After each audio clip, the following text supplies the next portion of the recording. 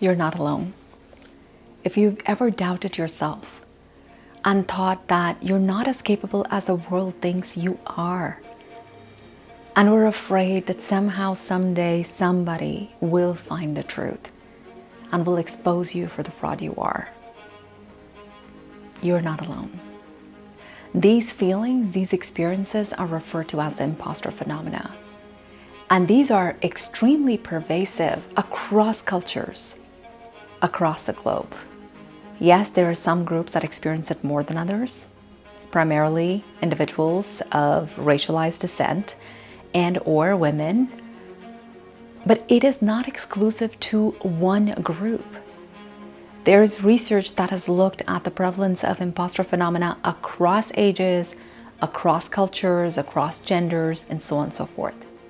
So if it is so pervasive, and in the last video I talked about the individual feelings, thoughts, and behaviors that people may experience internally, does it not beg the question of what about our culture is creating such an environment that so many people are experiencing imposter phenomena? That is the topic of today's video. As a leader, especially if you are a senior leader in your organization, you have a disproportionate influence on the work experiences of your people. The culture that you create or allow dictates the type of thoughts, experiences, and feelings that your staff have. So what could you do that is within your control to shape a culture that reduces the probability of people experiencing imposter phenomena? Because God knows if they're doing something of significance, they will be challenged with doubt about their capabilities and their contributions. Creating an inclusive work culture where everybody feels that they belong. It is no easy task, but with intentionality, it is possible. Whether you have a diverse team or not, every individual wants to belong, wants to feel that they fit within the group. And in fact, Brené Brown says, if you feel that you have to fit in, you don't really belong. What does that mean? People can be diverse based on things that are visible, surface level diversity. My gender, my race, my age, my ability, from an able-bodied or not able-bodied person perspective.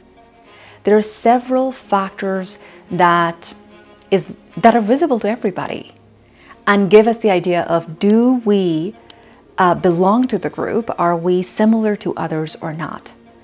The surprising thing is difference, uniqueness usually get interpreted as inferiority. As much as we want to be unique, we really want to belong. So on a group that may be very diverse at the surface level, and we want that diversity because that means people have unique perspectives and different experiences and lenses to see and process things. That means you're going to end up having a much more comprehensive and robust understanding of any decision that you deliberate. It can create a lot of healthy conflict because people have different opinions. And as long as they address those things respectfully, you will end up with much more thoughtful and representative decisions that positively impact your bottom line and the experience of everyone involved. But it's not just about the surface level, is it? You can have people that look identical, same age group, same gender, same race, same abilities in their physical capabilities, and yet they cannot see eye to eye. That's the deep level diversity. So what are you doing to bring your team and culture along to align around norms that everybody will respect and adhere to? Inclusion or inclusive cultures make sure that you have established norms that honor what people truly value. What people can agree to are the non-negotiable standards of how people will behave. What happens when somebody feels they don't belong? It starts seeping self-doubts about, maybe I'm not good enough. Maybe my ideas are not good enough. Maybe I'm not as capable, or my experiences don't lend in the same way the credibility that other people's experiences do. Do you see how the lack of belonging can really exacerbate the feelings of being an imposter? And once someone starts feeling like an imposter, it actually negatively impacts their performance. Because if I stop raising my hand, whether it's to ask help or to take on a new challenge, if I stop offering my critiques and perspectives around the decisions that are being deliberated, the team members soon start seeing me as not a valuable contributing member of the team. So as a leader, when you think about setting your people up for success, you're creating a culture that is inclusive and has clear established norms that will show respect for the shared values, that will make people feel that each person has something valuable to bring to the table. As a leader, you can look for signs of concern or doubt or hesitation that some of your team members may be raising or showing. You can assure them that some doubts or worries around belonging anytime you join a new group, they are normal. But at the same time, if somebody feels especially excluded or different, then it's an indicator to see whether your team norms or your group norms are truly inclusive or not. Feelings of belongingness can go a very long way in influencing people's imposter phenomena feelings. Besides creating an inclusive environment, there are 3 other things that a leader can do in order to create an environment where people feel they belong and subsequently reduce the probability of them feeling like an imposter. The first is creating psychological safety. What that means is creating an environment where people are not afraid to speak up. They're not afraid to make mistakes, and they're not afraid to be their true selves. How do you accomplish that kind of trust and camaraderie on the team? By having an open dialogue about your expectations of how every single person must have a fair chance to contribute meaningfully towards the team goals. That could be another norm that you set up. You probably have people who raise their hand and speak readily without being invited, and there are others who will not contribute because they have a different approach and desire to process information. So how do you level the playing field? By making sure everybody knows in advance of the meeting what the agenda topics will be so that they can come prepared. And then making sure that if somebody is dominating the conversation, that you politely thank them for that and invite contributions from other members who may not have contributed already. When you have examples of someone who shares a mistake that was made, instead of pointing fingers at the person, focusing on the problem and the learning. What did we learn from this, and how can we make sure that we do better going forward?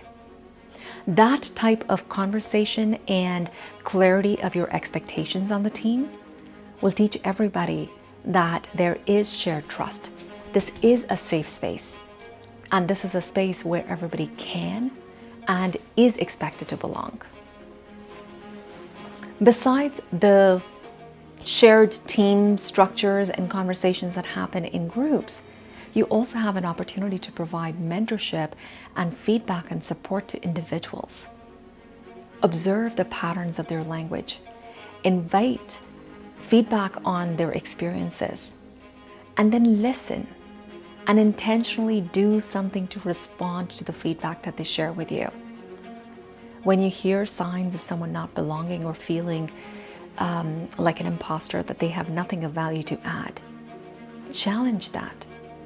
But also normalize that most humans feel that way, especially when they are in a new environment, especially when they may be pioneers in a space where other people like them have not been represented.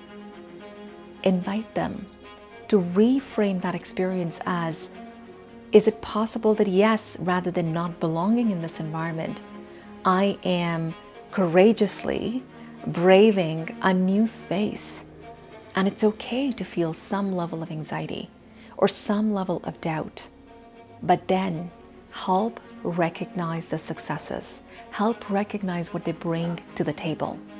And this last piece about recognizing their achievements and actually inviting them to learn, to identify their achievements, it's basically building a repository of successes. This is the evidence that they can counter their doubts with. This is the evidence that makes them feel they're making a great contribution on the team. They belong and they are making a difference. A leader's task is not an easy one. How many things and how many responsibilities a leader has. But when the intention of creating a culture where people belong is a primary goal of the leader, those leaders have and experience success in the long term, because those inclusive cultures, those workplaces with psychological safety, with clear expectations, with individualized support and feedback, and with a recognition of someone's contributions, are places where people will go above and beyond to make a difference. So I hope that you continue on the good fight for being a leader that makes and builds inclusive places where everyone feels they belong, and where you are reducing the probability of the self-doubt and the fear and exclusionary feelings that lead and exacerbate imposter phenomena. Thank you for watching, and stay tuned for more content.